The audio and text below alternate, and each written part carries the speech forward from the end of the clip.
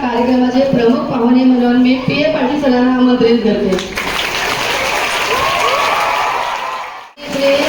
सरांना विनंती करते की त्यांनी आजच्या कार्यक्रमाचे अध्यक्षपद भूषवावे।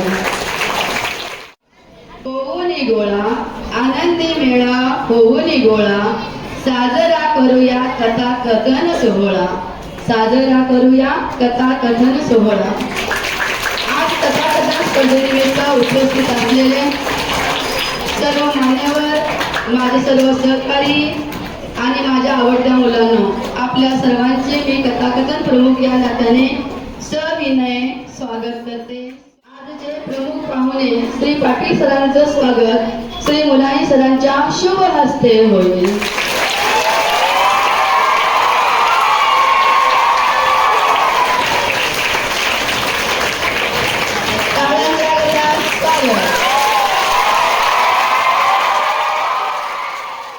यानंतर आजच्या कार्यक्रमाचे अध्यक्ष श्री रामदास सरांचं स्वागत पी ए पाटील सरांच्या हस्ते।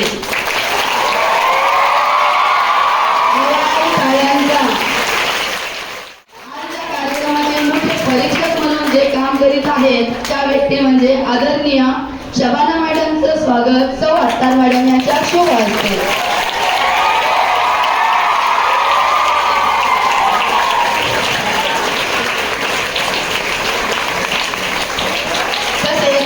वेदा मॅडम यांचं स्वागत देखील सौ अत्तार मॅडम करतील।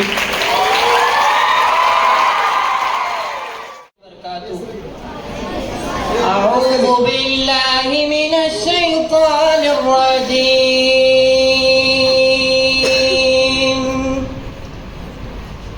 بسم الله الرحمن الرحيم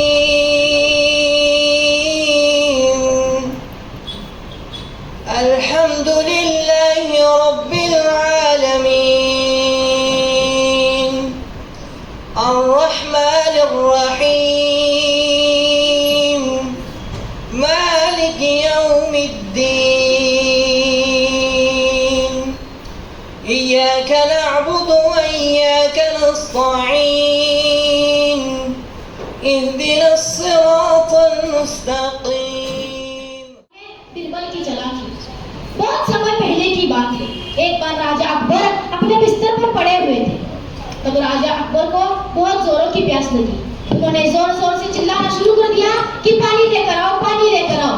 पर आसपास कोई सेवक न था। कहीं दूर एक साफ सफाई करने वाला नौकर राजा की यह बात सुनकर पानी लेकर वहां पहुंचा। अकबर की प्यास की यह शिद्दत थी कि वो पानी पीने से खुद को रोक ना सके। राजा ने पानी पी लिया और कुछ देर बाद राजा अकबर के पेट में दर्द होना शुरू हो गया। फिर क्या था, हकीम को बुलाया गया, फिर भी कोई असर नहीं। राज्य वैद्य को बुलाया गया, फिर भी कोई असर नहीं। फिर एक स्वामी को बुलाया गया। स्वामी ने बोला कि आपने सुबह सुबह किसी मनहूस का मुंह देख लिया है, इसलिए आपकी तबीयत बिगड़ गई है। मनहूस का मुंह देखते ही राजा को यह बात याद आ गई कि सुबह सुबह उन्होंने एक साफ सफाई नौकर को देखा था, साफ सफाई वाले नौकर को देखा था। फिर राजा को यह बात याद आते ही वो गुस्से से आग बबूले हो गए और बोले कि उस सेवक को जाओ और उसे कैद खाने में डालो और कल उसे सजाए मौत सुनाई देगी। यह बात जब बिरबल को पता चली तो बिरबल कैद खाने पर जाते हैं और उस सेवक को यह बताते हैं कि वो उसे बचा लेंगे। फिर बिरबल राजा अकबर के पास जाते हैं और उनसे उनका हालचाल पूछ लेते हैं। राजा अकबर ने बताते हैं कि एक सुबह सुबह मनहूस की वजह से मेरी तबीयत बिगड़ गई। अकबर बताते हैं कि मेरी तबीयत बिगड़ती ही जा रही है। राजा बिरबल हंसने लगे और हंसते ही रह गए। अकबर को गुस्सा आया और उन्होंने बोला कि मेरे हाल देखकर क्या आप क्यों मजा ले रहे हो? बिरबल ने बोला नहीं नहीं महाराज, कि मैं आपको अगर उससे भी बड़ा मनहूस आदमी दिखा दूं तो क्या आप उसे मुक्त कर देंगे? राजा अकबर ने बोला हाँ जरूर मुक्त कर दूंगा। बिरबल ने बोला कि उससे भी ज्यादा मनहूस आदमी तो आप हो, क्योंकि उसने तो बस आपको पानी देने के चक्कर में आपका मुंह देख लिया था और तुमने उसका मुंह देखते ही तुम्हारे पेट में दर्द होना शुरू हो गया और उसने तुम्हारा मुंह देखते ही उसे सजाए मौत मिल गई। इतनी बड़ा सजाए मौत मिल गई तो बताओ कौन सबसे बड़ा मनहूस है, आप हो या वो है? राजा हंसने लगे फिर बीरबल ने बोला कि बस आप खुद को मौत की सजा ना सुनाएं, क्योंकि हम सब आपसे बहुत प्रेम करते हैं। राजा अकबर हंसते हंसते उस सैनिक को छुड़ा दिया और उसे इनाम के तौर पर कुछ दिरहम देकर लगा दिया, और उस स्वामी को, वो जो ढोंगी स्वामी था, उसे घोड़े का तबेला साफ करने की सजा दी गई। शुक्रिया। मेरी कहानी का नाम है अंतर मन की चाबी। किसी गांव में एक ताले वाला ताले बनाकर चाबियां बनाकर देता था। उसके दुकान में एक हथौड़ा भी था। वो हथौड़ा रोजाना देखा करता था कि चाबी इतने मजबूत ताले को भी कितने आसानी से खोल देती है। तो एक दिन ताले ने चाबी से पूछा कि तुम इतने मजबूत ताले को कितने आसानी से खोल देते हो।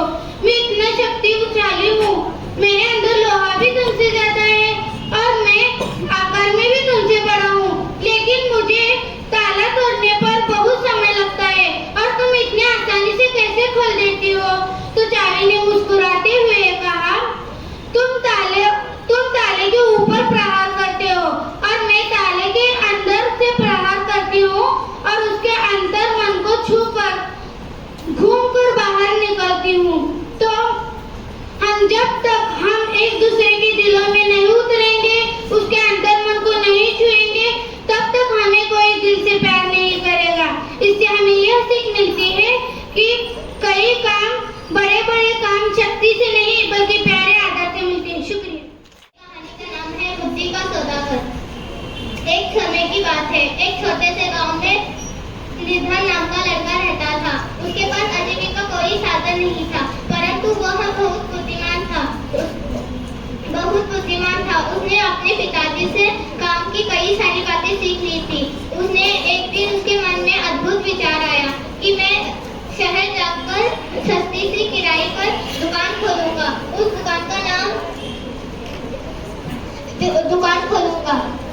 दुकान के आसपास कई सारी दुकान थी।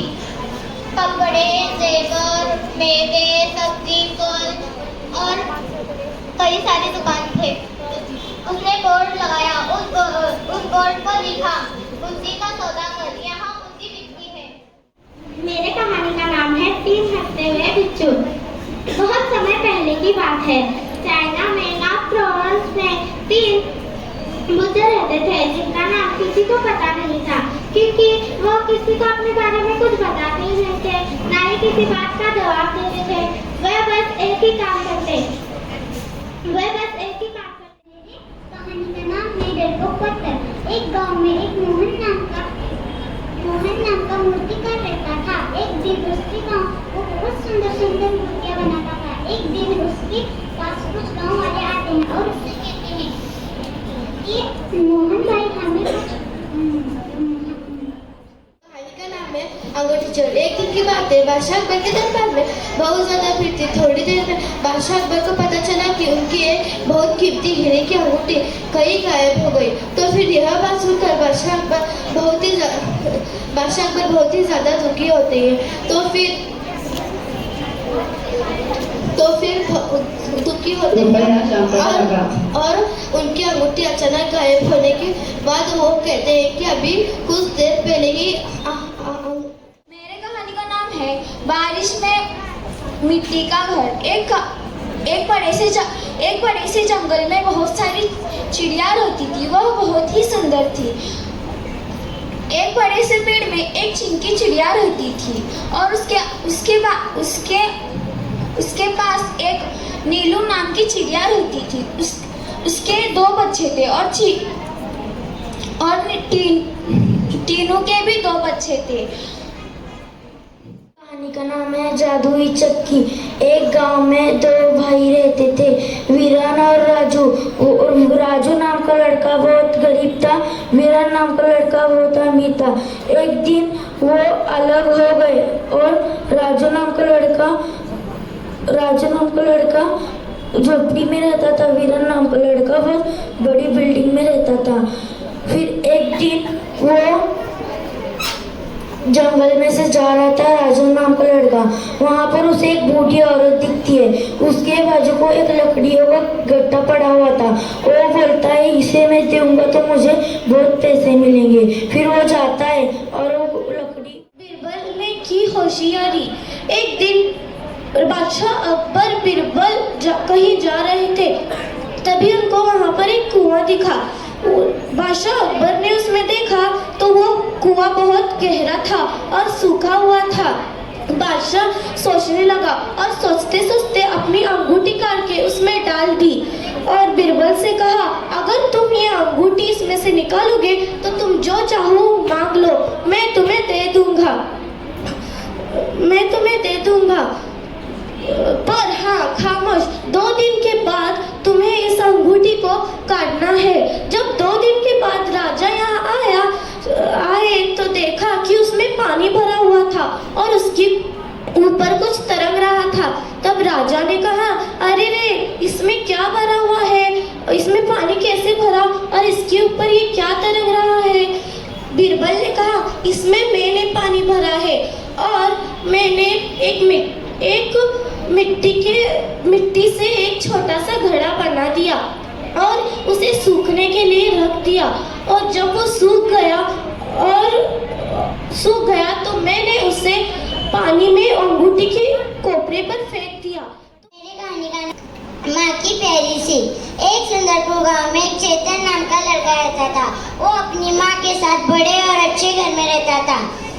वो चेतन एक बहुत अच्छा लड़का था। माँ जो कहे वो मानता था।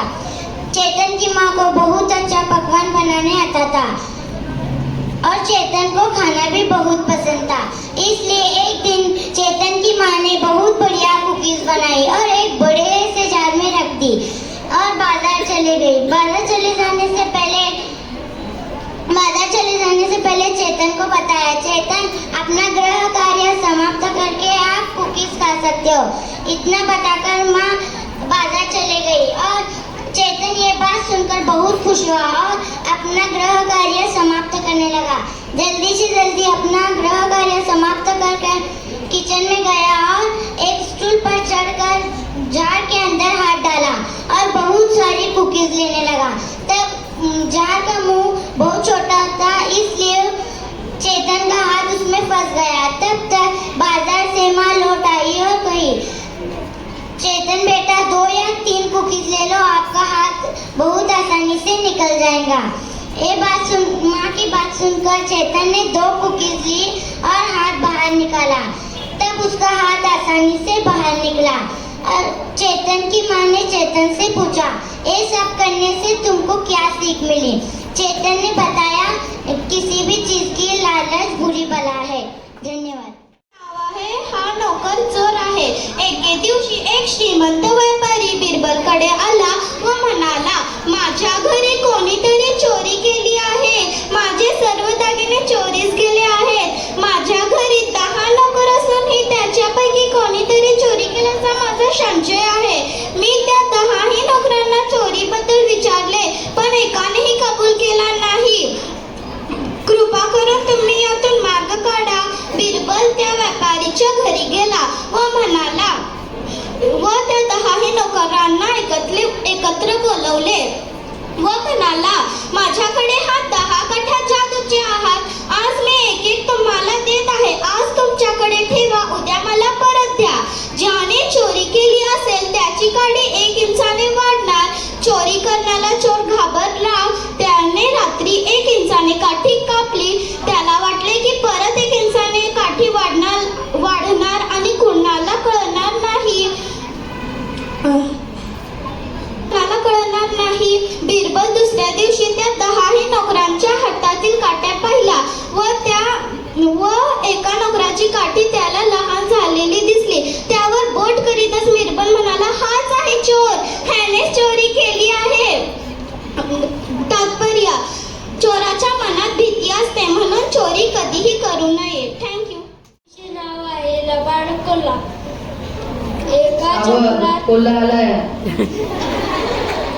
एका जंगलात एक कोल्हा राहत होता। एके दिवशी कोल्हा खूप भुकलेला होता। एके दिवशी तो एका झाडाच्या फांदीवर बघतो एका कावळ्याच्या तोंडात पुण्याचा तुकडा आहे. कावळ्याला सांगतो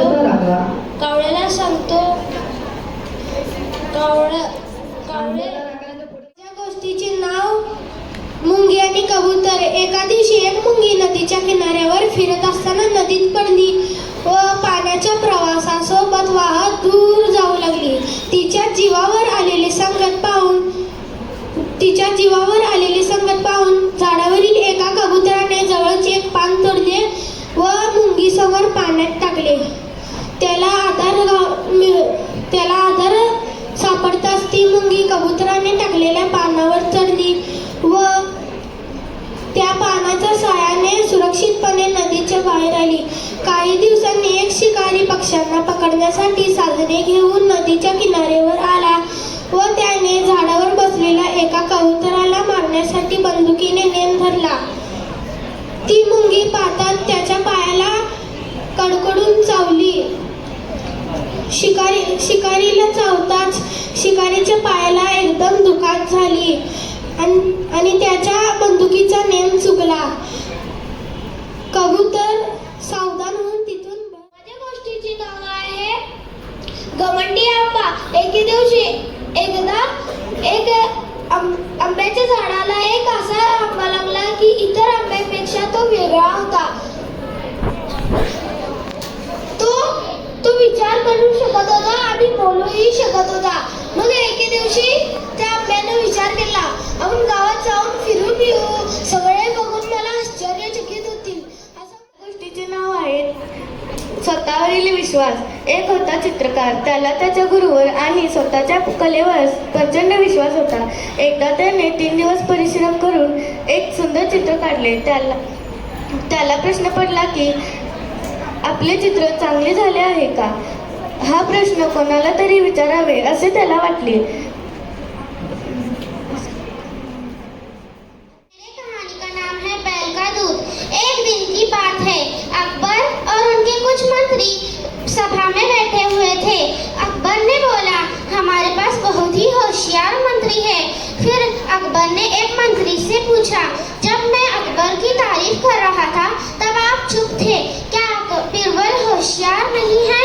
तो फिर उस मंत्री ने बोला कि मैंने कभी बीरबल की चतुराई को नहीं देखा है, उनके लिए मेरे पास एक चुनौती है, क्या वो इस चुनौती को स्वीकारेंगे? फिर अकबर ने कहा, ठीक है, ये चुनौती को सुलझाते हुए मैं भी देखना चाहता हूँ। फिर उस मंत्री ने बोला कि बैल का दूध। आज मी तुम्हाला एक गोष्ट सांगणार आहे। माझ्या गोष्टीचे नाव आहे आळशी मुलगा। एका गावात एक व्यापारी राहत होता। तो खूप प्रामाणिकतेने आणि कसोटीने आपला व्यापार करायचा। त्या व्यापाऱ्याला एक मुलगा होता। त्याचा मुलगा सुद्धा प्रामाणिक होता, पण घरात सुखसोयी असल्याने त्याला कष्ट करायला कंटाळा यायचा। तो खूप आळशी आणि कामचुकार होता। तो कोणतीही गोष्ट उद्यावर ढकलायचा। आज नाही उद्या असं म्हणायचा। कहानी का उन्वान है बीरबल की खिचड़ी। एक दिन की बात है, अकबर और उसकी पत्नी घूम रहे थे। तभी उसकी पत्नी पानी में हाथ डालती है और कहने लगती है, ये पानी कितना ठंडा है, इसमें कोई थोड़ी देर भी नहीं रुक सकता। फिर अगले दिन अकबर घोषणा करता है कि कौन यमुना नदी के पानी में एक रात बिता देगा, उसे मेरे तरफ से 1000 सोने के सिक्के मिलेंगे। तो फिर ये घोषणा गांव में सुनाई जाती है। फिर गांव का एक बूढ़ा व्यक्ति आता है और कहने लगता है, मैं ये घोषणा मानता हूँ, मैं यमुना नदी में पूरी रात बिताऊंगा। तो फिर अकबर कहता है, ठीक है, तुम बिता दो। तो फिर अकबर कहता है, मेरे 2 सैनिक तुम्हारे साथ रहेंगे। तो फिर वो बूढ़ा व्यक्ति कहता है, ठीक है महाराज। फिर वो पूरी रात बिता देता है पानी में। फिर अगले दिन महल में सब लोग बैठे हुए थे। तभी फिर अकबर कहता है सैनिकों से, क्या इस बूढ़े व्यक्ति ने पूरी रात पानी में बिताई? फिर वो सैनिक कहते हैं, हाँ महाराज, इस व्यक्ति ने महल की रोशनी को देखकर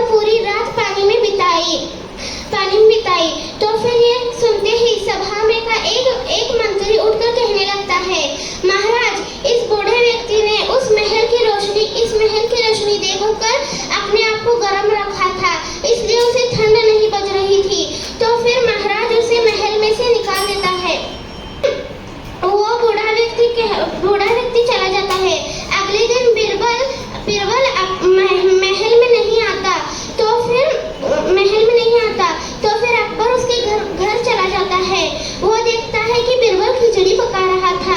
वो जाकर बिरबल को कहता है, बिरबल तुम क्या कर रहे हो? बिरबल कहता है, मैं खिचड़ी पका रहा हूँ महाराज। फिर अकबर उसे जोर से चिल्लाकर कहता है, बिरबल तुम ये कैसे खिचड़ी पका रहे हो? इतने नीचे आग लगी है और इतने ऊपर मटका है। तो फिर बिरबल कहता है, महाराज मैं आपको यह बताना चाहता हूँ कि वह बूढ़ा व्यक्ति पानी में था और उसके से 1 किलोमीटर दूर महल की रोशनी थी। तो फिर उसे कैसे गर्मी लग सकती है? तो फिर महाराज को अपने गलती का एहसास होता है और वो महाराज बूढ़े व्यक्ति को बुलाकर उसे 1000 सोने के सिक्के देता है। शुक्रिया। माझ्या गोष्टीचं नाव आहे लोभी कुत्रा. एकदा एका कुत्र्याला खूप भूक लागलेली असते. तो कुत्रा अन्नाच्या शोधात इकडे तिकडे फिरू लागला. रस्त्याच्या एका ठिकाणी त्याला एक पोळी भेटते. त्या पोळीवर कुणाची नजर पडू नये म्हणून तो कुत्रा दुसऱ्या ठिकाणी जाऊन ही पोळी खायचा विचार करतो. ती पोळी खाण्यासाठी तो दुसऱ्या ठिकाणी जात असतो. दुसऱ्या ठिकाणी जाता त्याला रस्त्यात एक नदी भेटते. ती नदी पार करण्यासाठी तो कुत्रा पुलावरून जात असतो. पुलावरून जाता त्याने नदीत डोकावून बघतो. नदीत डोकावून बघल्यानंतर त्याची सावली नदीत त्याला दिसते. दिसताना त्याला वाटते की ह्या कुत्र्याच्या तोंडात पण एक पोळी आहे. ही पोळी आपण हिसकावून घेतली तर आपल्याकडे 2 पोळ्या होतील. असा विचार करून तो कुत्रा त्या कुत्र्याची पोळी हिसकावतो आणि हिसकावण्याच्या नादात त्याची पोळी नदीत पडते. त्याची पोळी नदीत पडल्याने तो कुत्रा उपाशीच राहतो. त्यानंतर लक्षात येते की तो दुसरा कोणी कुत्रा नाही तर आपणच होतो. तात्पर्य म्हणून कधीही लोभ करू नये. माझ्या गोष्टीचे नाव आहे लबाड कोल्हा आणि मूर्ख कावळा. एक होता कावळा. त्याला एके दिवशी खूप भूक लागली होती. ते अन्नाच्या शोधासाठी इकडे तिकडे भटकत होता. त्याला रस्त्यात एक कोळी भेटला. त्याच्याजवळ खूप मासे होते. कावळ्याने उडत तो एका झाडावर जाऊन बसला आणि तो मासा आनंदाने खाणारच होता. तेवढ्यात तिथे कुछ साल पहले जापान में एक कोई योद्धा हुआ करते थे. उनमें से वहाँ पर कुछ ऐसे राक्षस भी थे जिनको वहाँ पर कब्जा करना था. पर वहाँ पर वो उनके योद्धाओं के बारे में कुछ भी नहीं पता था. इसलिए उन्होंने अपनी सेना उठाई और वो चल पड़े. पर वहाँ के योद्धाओं ने उन्हें मार गिराया. फिर उसके बाद उन्हें कैद कर दिया. और उनका एक लीडर भी था जिसका नाम था टाइशी. उन्होंने उसे भी उसके अंदर एक बक्से में कैद कर दिया और एक दीवार में उसे डाल दिया. फिर उसके बाद कुछ साल के बाद और एक आदमी दिखाया जाता है जिसे एक ताकतवर बनना था. वो उस बक्से को निकालता है और उस बक्से को खोल लेता है जिसमें से टाइशी बाहर वाले की कहानी. किसी का मजाक उड़ाने से पहले ये कहानी जरूर याद करना. एक बार एक बड़ा बिजनेसमैन एक छोटे से गांव में जाता है. उसका यह प्लान होता है कि उस गांव में एक फैक्ट्री खोलना. वो एक ऐसी जगह पहुंच जाता है जहाँ उसके सामने नदी होती है और उसके सामने वो गांव होता है. अब उसके पास 2 ही ऑप्शन होते हैं. एक कि वो रास्ते से घूमकर वहाँ नदी तक गांव तक पहुँचे जिसमें करीब 8 घंटे लगेंगे क्योंकि डायरेक्ट कोई रास्ता नहीं वहाँ तक पहुँचने का. दूसरा, सिर्फ 30 मिनट में नाव में बैठकर उस नदी को पार करके उस गांव तक पहुँच जाए. तो अपना टाइम बचाने के लिए उसने नाव में बैठने का डिसीजन लिया. वो नाव बहुत छोटी सी थी जिसकी एक तरफ वो एक आदमी बैठा था जो कि नाव चला रहा था और दूसरी तरफ वो बिजनेसमैन बैठा हुआ था. चाहता हूँ. मेरे कथा का नाम है धन, ज्ञान और विश्वास. रामपुर नामक एक गांव में 3 दोस्त रहा करते थे. वो 3 दोस्त बहुत प्यार और मोहब्बत से रहा करते थे. वो एक दूसरे से कभी जुदा नहीं होना चाहते थे. लेकिन एक समय उनके पास ऐसा आया कि तीनों को जुदा होना पड़ा. फिर तीनों जुदा होते हुए एक दूसरे से सवाल करने लगे कि इसके आपके बाद हम कहाँ मिलेंगे। तो ज्ञान ने कहा कि मैं मंदिर, मस्जिद, किताबों और विद्यालयों में मिलूंगा। और धन ने कहा मैं अमीरों के पास मिलूंगा।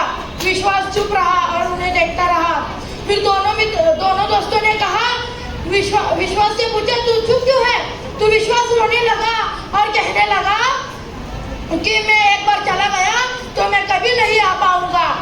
तो इस कहानी से हमें यह सीख मिलती है कि धन और ज्ञान हम कभी भी प्राप्त कर सकते हैं, लेकिन एक बार अगर विश्वास चला गया तो उसके बाद कभी नहीं मिल सकता। त्या गोष्टीचे नाव आहे मरण. रामपूर नावाच्या गावात एक रोहन म्हणून नावाचा एक मुलगा राहत होता. तो खूप खोडकर व मस्तीखोर होता. एकदा त्याचे मरणाचे दिवस जवळ आले. मग त्याच्या दारात एक दिवशी मरण आले. मरणने म्हणले, रोहन तुझे आता माझ्यासोबत यायचं ठरले आहे. राहुल म्हणतो पण मी अजून तयार नाही आहे. मरण म्हणतो ते काही मला माहित नाही, तू आता यायचं आहे. राहुल म्हणतो आता आलास आहेस तर ये घरात, मी तुला खायला देतो. मरण आत येतो. राहुल त्याला खायला देतो. राहुल त्यात झोपेच्या गोळ्या घालून त्याला खायला देतो. मरण झोपतो. राहुल त्याच्या हातातली लिस्ट घेऊन त्यातलं आपलं नाव. माझे नाव सिद्धिका दसरे मुलतानी. मी इयत्ता 9वी या वर्गात शिकते. माझ्या कथेचे नाव आहे फुलांची संगत. एकदा एक कोरांटीचं फूल गुलाबाच्या फुलाला म्हणाला, तू खूपच भाग्यवान आहेस. स्त्रिया तर तिला मोठ्या हौशीने त्यांच्या केसात खोचतातच, पण भाविक लोक तुला देवाच्या मस्तरावर ठेवतात. यावर तुझं सौंदर्य व तुझं सुगंध फूल सर्वांना हवं असं वाटतोस. त्यावर गुलाबाचं फूल कोरांटीच्या फुलाला म्हणाला, अरे तू म्हणतोस ते खरं असलं तरी तुझ्यात एक अशी गोष्ट आहे जी माझ्यात नाही. अरे मी झाडावर असलो तरी 2-3 दिवसात मी मुलून होऊन जातो, पण तुझं तसं नाही. तू दिवसात या तब्येतीत राहतोस. यावर याविषयी बोलले गेले की तू माझ्यापेक्षा Sabahan and from 10th class. I like to tell a story in front of you. My story name is Two Friends and the Bear. Vijay and Raju were friends.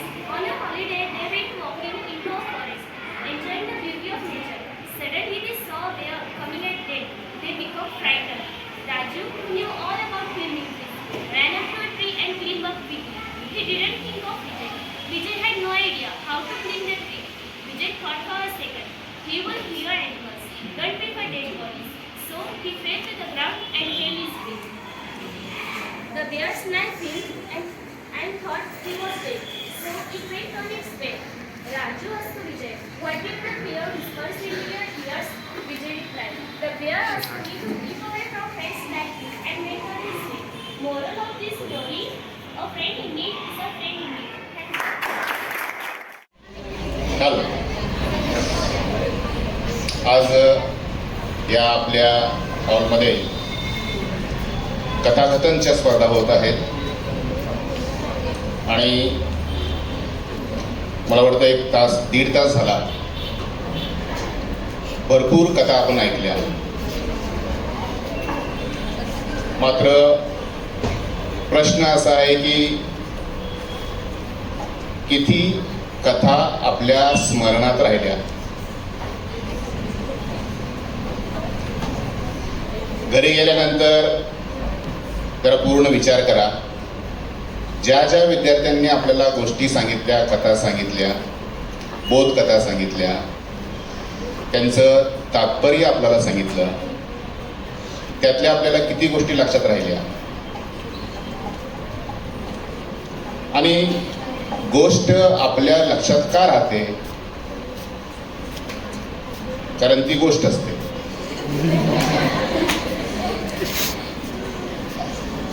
वर्गामधील एखादं उदाहरण असेल तर ते लवकर लक्षात राहत नाही.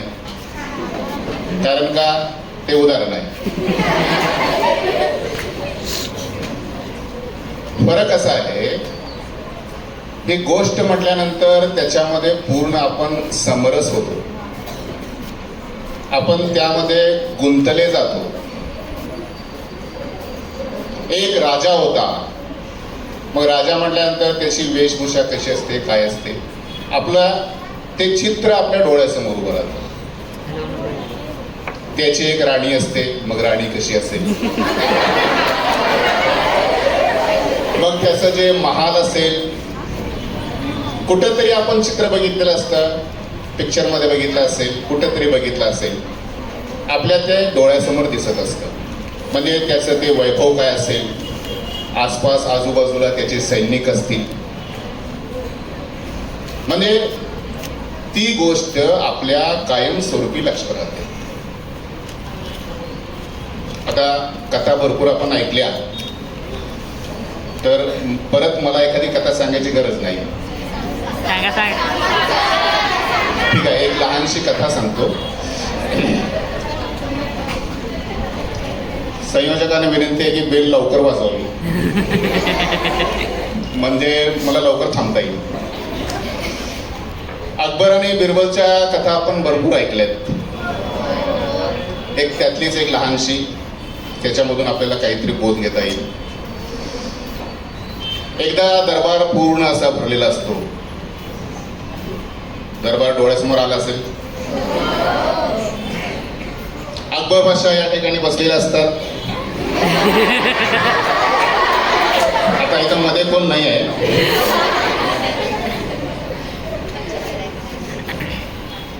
आणि त्याच्या पूर्वी अकबराच्या डोक्यामध्ये एक ठराविक त्यांचे जे शत्रू वगैरे असतात किंवा त्यांच्या जवळचे असतात, त्या अकबरचे कान भरवत असतात. एकदा अकबरांना सांगितलेलं असतं की पूर्ण गावामध्ये बिरबलचीच चर्चा असते, म्हणजे बिरबलचंच नाव पुढं आहे आणि बादशाह म्हणून तुमचं नावच नाही आहे, कोण नावच घेत नाहीत. हुशार कोण आहे? बिरबल आहे. मात्र आपल्या गावामध्ये मोठा कोण आहे? अकबर बादशाह.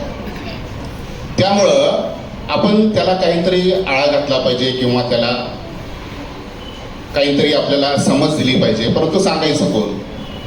मग अकबरच्या डोक्यामध्ये एक विचार येतो की आपणच एकदा त्याची फजिती करूया. तर त्या भरलेल्या दरबारमध्ये अकबर सांगतो की मला काल रात्री स्वप्न पडलं होतं आणि त्या स्वप्नामध्ये 2 टाक्या होत्या. पाण्याची टाकी असते ना, तशा 2 टाक्या होत्या आणि एका टाकीमध्ये शेण होतं आणि दुसऱ्या टाकीमध्ये मध होतं. मध म्हणजे माहित आहे? तर अशा 2 टाक्या भरलेल्या होत्या आणि त्या मधाच्या टाकीमध्ये मी पडलो. आता मी म्हणजे कोण? अकबर बादशाह. आणि त्या शेणाच्या टाकीमध्ये बिरबल पडला. सगळा दरबार हसू लागला आणि बिरबल बिचारा गप्प शांत उभा होता. त्याला काय सांगावं थोडासा विचार करत होता. आणि पूर्ण दरबार असल्यानंतर आता बादशाला वाटलं की आता बिरबलची फजिती झाली. थोड्या वेळानंतर बिरबल म्हणाला, महाराज मी काहीतरी सांगू का? बादशाह म्हटलं ठीक आहे सांग. तर मला पण एक स्वप्न पडलं होतं. ते काय होतं? त्याच्यामध्ये पण 2 टाक्या होत्या, एक शेणाची टाकी आणि एक मधाची टाकी. आणि नंतर परत तेच झालं की मी शेणाच्या टाकीमध्ये पडलो आणि तुम्ही म्हणजे महाराज मधाच्या टाकीमध्ये पडलो. मग त्यात काय झालं म्हटलं? तू शेणाच्या टाकीमध्येच पडलास ना? होय पडलो. मात्र नंतर पुढं स्वप्न असं झालं की आपण दोघं उठून बाहेर आलो, त्या टाकीमधून बाहेर आलो आणि तुम्ही मला चाटू लागला, मी तुम्हाला चाटू लागलो.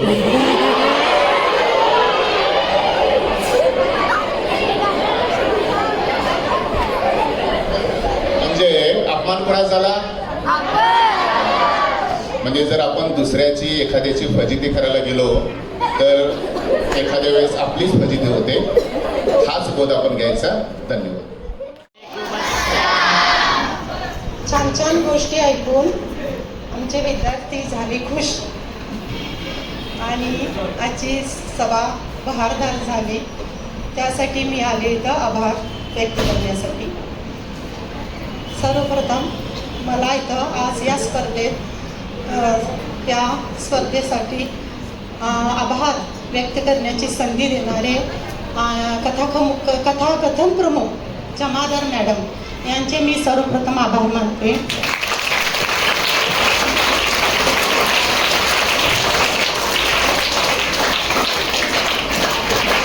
आजच्या या कार्यक्रमाचे स्पर्धेचे अध्यक्ष आणि आपल्या शाळेचे सुपरवायझर सर, माननीय इनामदार सर यांनी इथं उपस्थित राहून आपल्याला एक छानशी गोष्ट सांगून आपल्याला मार्गदर्शन केले याबद्दल मी त्यांचे मनापासून आभार मानते.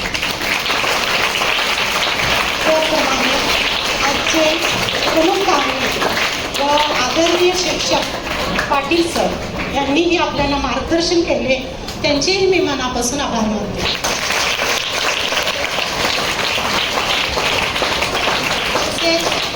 आजच्या या स्पर्धेत परीक्षकाचे काम करणारे आपल्या शाळेचे लायब्रेरियन वैधा मॅडम आणि माझ्या सहकारी शबाना मॅडम यांनीही परीक्षकाचे काम पार पाडले, त्यांचेही मी मनापासून आभार मानते.